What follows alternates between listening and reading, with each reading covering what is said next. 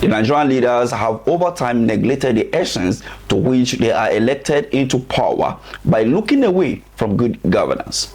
The 2023 general election came with a lot of expectation from the people, with a high hope that they were going to elect a new round of leaders that would take the aspiration of the people first and not continue with the old order of embezzlement and looting of public funds.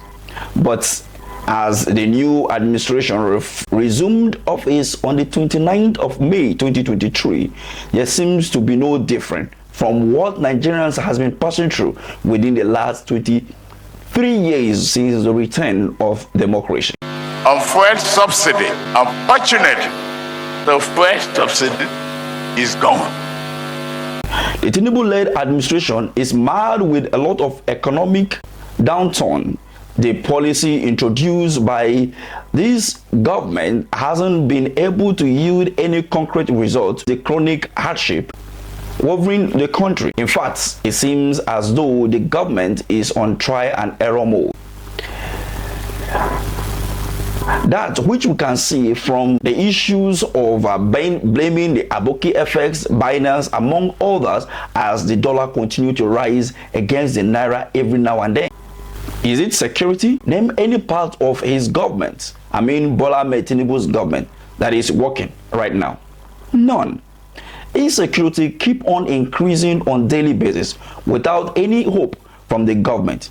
Our roads are no longer safe for travelers with a fear of being kidnapped, as one could certainly see the renewed hopelessness in the country.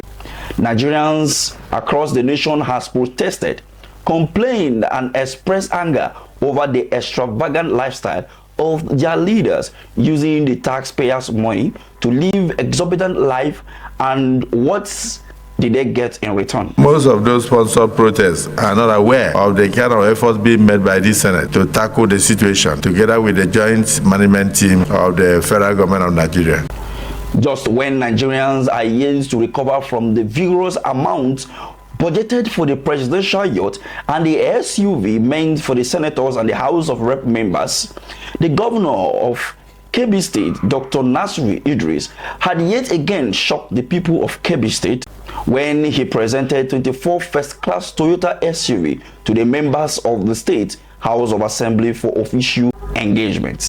You will all understand that most of these governors, what they do is to buy all these exotic vehicles for House of Assembly members and give them some little tips, and at the end of the day they have their way to do whatever they want to do. Anything they send to the National Assembly is being approved, and we witnessed that even at the national level within the last 8 years of Muhammadu Buhari, where any money being asked to be borrowed from the executive to the legislatures, you say that they will pass it when we have a rubber stamp National Assembly within 8 years. But in this 10th National Assembly, it seems like the last administration is even better with what we are seeing already.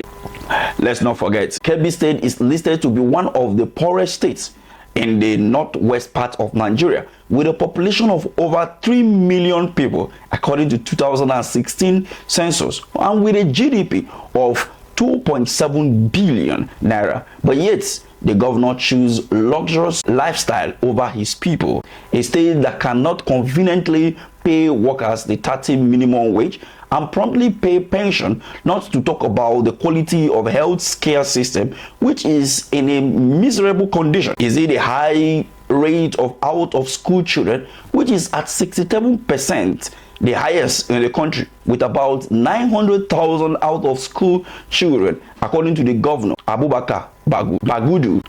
What about the high mortality rates due to the poor health condition? The list go on and on. But yet, the state governor went ahead to buy luxurious vehicles for House of Assembly members who don't really need them. With the ravaged economic hardship in the state, one will wonder why the governor, who should try and better the lives of his citizens, choose luxurious cars over doing such. According to research, each of these XUV of Toyota Fortuner will cost about 85 to 120 million naira each.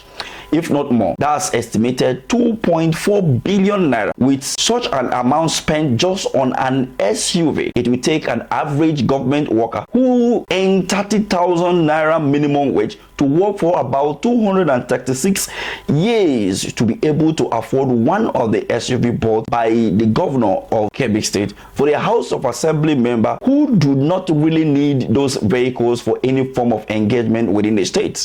While Nigerians are still battling with the ugly incident or development by her leaders, the senator representing Bauchi Central reviewed how the 2024 budget was padding to a tune of 3 trillion naira. Yes, indeed, there was a country.